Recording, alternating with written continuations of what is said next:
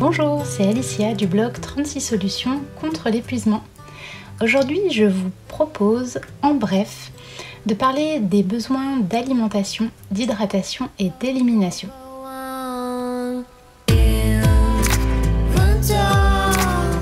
Alors, ce que je voulais vous dire à propos de ce besoin, pour les découvrir, c'est que manger sainement et hydrater suffisamment sont des besoins en fait qui sont nécessaires à notre survie.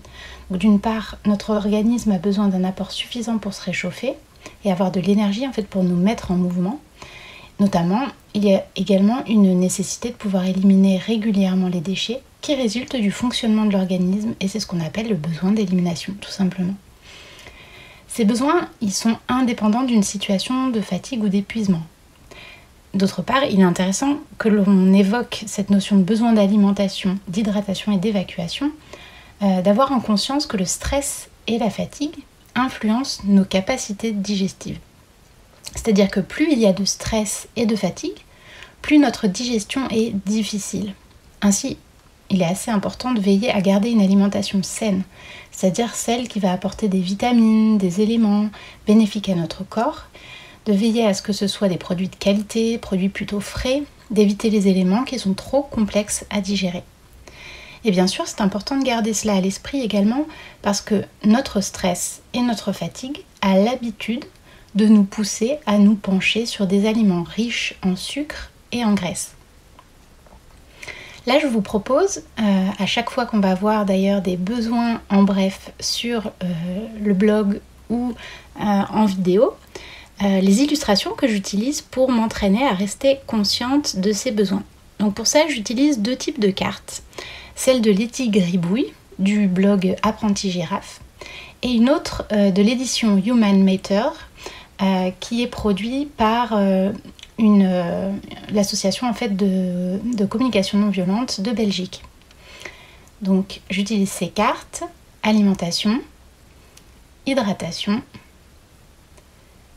et évacuation ou élimination. Voilà, pour celle de Letty Gribouille et aussi pour celle de la communication non violente. Donc en communication non violente ou CNV, on apprend en fait à se connecter avec l'énergie des besoins. Mais lorsqu'on débute, on prend le temps d'abord de pouvoir identifier ces besoins en les illustrant de moments connus. Donc en essayant de trouver des exemples connus de situations où on ressent ce besoin. Voilà, donc reconnu, on va dire, dans la vie de tous les jours en fait. Et cela nous permet souvent de voir ce besoin à travers différentes stratégies ou différents moyens que nous avons eus par le passé de pouvoir y répondre. Donc par exemple, pour l'alimentation, on donne un exemple de moment où on ressent le besoin de se nourrir, de s'alimenter ou de s'hydrater, ou d'éliminer. Et on essaye de se remettre dans la situation, ou même sur le moment même où vous le ressentez, peut-être en fermant les yeux pour que ce soit plus simple, et de ressentir à l'intérieur du corps comment est-ce que ça se manifeste. Et effectivement, on distingue stratégie et moyen de répondre à ce besoin-là, parce que lorsqu'on ressent ce besoin d'alimentation, d'hydratation ou d'élimination, en fin de compte, la manière dont on va y répondre va se décliner en plusieurs possibilités, et c'est ce qu'on appelle des stratégies ou des moyens. C'est vraiment important de distinguer les besoins des stratégies que l'on utilise pour les nourrir, parce qu'en fait, ça nous permet d'ouvrir un champ des possibles dans notre recherche de solutions.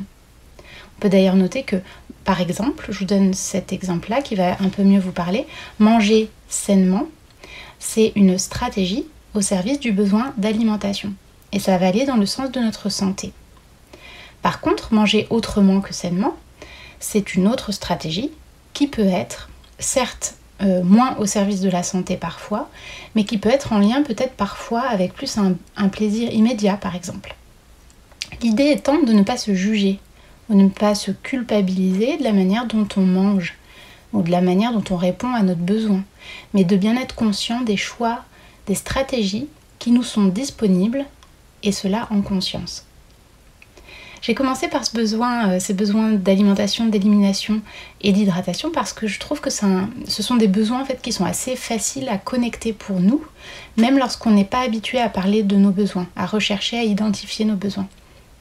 C'est un besoin qui me paraît assez aisé d'identifier, même si ce n'est pas toujours facile, d'avoir conscience de ce besoin dans le moment présent. Parce qu'en fait, quand on est la tête dans le guidon, dans la vie de tous les jours, on a plutôt des comportements réflexes par rapport à l'heure qu'il est, par rapport à une situation un peu rituelle. Et du coup, on ne prend pas le temps non plus de ressentir réellement comment se manifeste le besoin en nous. Et du coup, généralement, la plupart du temps, les stratégies qu'on utilise, ça va être aussi des stratégies plutôt automatiques. Si ce sujet d'ailleurs vous intéresse, je vous renvoie vers l'article du blog qui se nomme « Manger en conscience ». Je vous encourage vivement à observer de quelle manière vous répondez à vos besoins d'alimentation, d'hydratation et d'élimination au quotidien, parce que ce sont des besoins qui agissent directement comme un carburant pour notre corps. Et imaginons par exemple que notre corps soit une voiture. Pour que notre véhicule avance à l'endroit où on voudrait aller, où on voudrait qu'il nous emmène, il nous faudra en fait choisir un bon carburant et aussi d'avoir un carburant en quantité suffisante. Lorsque pour une raison ou pour une autre, on ne peut pas répondre de manière satisfaisante à nos besoins, on va ressentir en fait en nous, comme je vous le disais tout à l'heure, une tension interne à notre corps, mais également une tension au niveau de notre esprit, parce qu'en fait le manque qui s'exprime en nous va créer des émotions, des sentiments désagréables, des sensations désagréables et également des pensées. Ce qui est important aussi de mettre en nota bene, c'est que il est important de penser qu'il existe des situations de la vie, dans par exemple une certaine situation de précarité, où la réponse à nos besoins n'est pas possible par manque de moyens. Et dans ces cas-là, la tension est d'autant plus forte, la tension désagréable est d'autant plus forte que l'alimentation, l'hydratation s'associe en fait à un besoin de sécurité ou de préservation qui ne va pas être nourri. Donc ça ajoute à notre tension, à notre difficulté de vivre ce manque.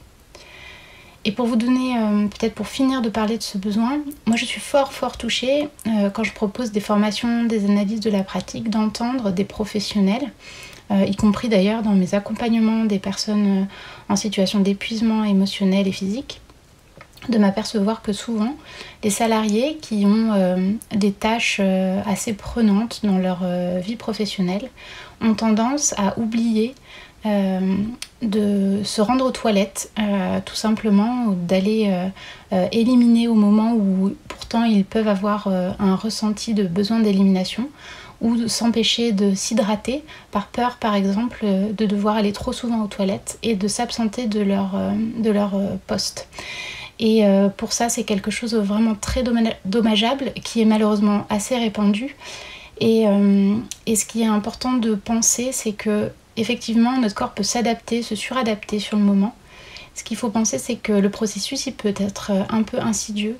Et à long terme, ce comportement d'évitement pour rester à son poste et s'oublier de cette manière-là et de s'empêcher de répondre à des besoins physiologiques de ce type-là, petit à petit notre corps va nous le faire payer. C'est-à-dire que, ne serait-ce que pour le besoin d'élimination et d'hydratation, vous risquez en fait d'abîmer votre vessie et de déclencher des choses comme parfois, surtout pour les femmes, je ne sais pas pour les hommes, j'avoue que là je manque d'informations, mais ce serait intéressant de savoir, mais il risque d'y avoir des infections urinaires ou à terme d'épuiser en fait le fonctionnement normal de la vessie. Et malheureusement, c'est des choses qui peut-être, quand on est dans le poste et dans le moment présent, des choses qui passent un peu à la trappe. Ce qui se passe, c'est que si réellement on se fait du mal à ce point-là, à un moment donné, il peut y avoir même des dommages qui ne sont pas réparables ou qui occasionnent des séquelles importantes.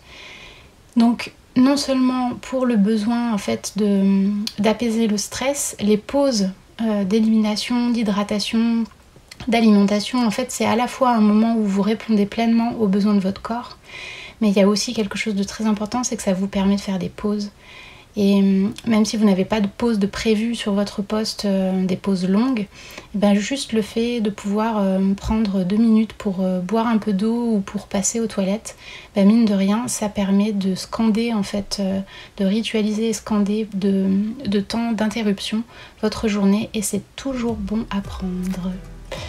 Voilà, et ben j'espère que ce petit besoin en bref vous aura plu. On peut en dire encore beaucoup, mais mon but c'était de vous faire cette présentation des besoins le plus court possible. Je vous remercie d'avoir été attentif, j'attends vos commentaires avec impatience. N'hésitez pas à me laisser vos questions, vos commentaires, vos réactions. Et je vous dis à très très bientôt sur 36 solutions contre l'épuisement.